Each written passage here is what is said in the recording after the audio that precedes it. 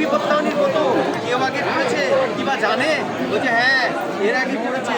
রাজা কৌন্ডিন্য নামে এক রাজা ছিল, তার রানী পদ্মাবতী, তার মনে এক বাসনা হলো বিপত্তারিণীর ব্রত কথা। তখন সে চামড়ানির সঙ্গে সাক্ষাৎ করে চামড়ানিকে বলছে আমাকে চামড়ানি বলছে রাজা মশাই জানলে তো আমার বদনাম দেবে। বলছে হ্যাঁ রাজা মশাই আমার বদনাম দেবে, তাহলে না দিলে আমি এক বদনাম দেবো। এরপরই রাজা মশাই জানতে পারলে চামড়ানি রানীকে বলছে এ কি দেখাও কি আছে?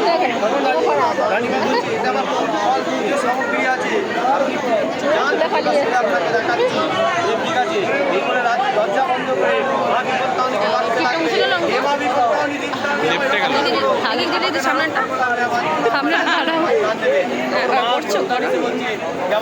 আমার নামে আমি রক্ষা করবো, বিপত্তায়নী শনি মঙ্গলবার আসবে, আগের দিন নিরামিষ দিয়ে মা বিপত্তায়নীর নামে জয়ধ্বনি উদ্ধ্বনি দিয়ে স্বামী পুত্রে কন্যাতে তাও ধাগা বেঁধে দেবে। জয় মা বিপত্তায়নী। রাজামশাই এখন যখন এসে দেখছে কি এরা ফল ফুল বৃষ্টিতে পরিণত হয়েছে, বলে কি করে হলো? বলছে মা বিপত্তায়নী আমার ফুল ভেঙে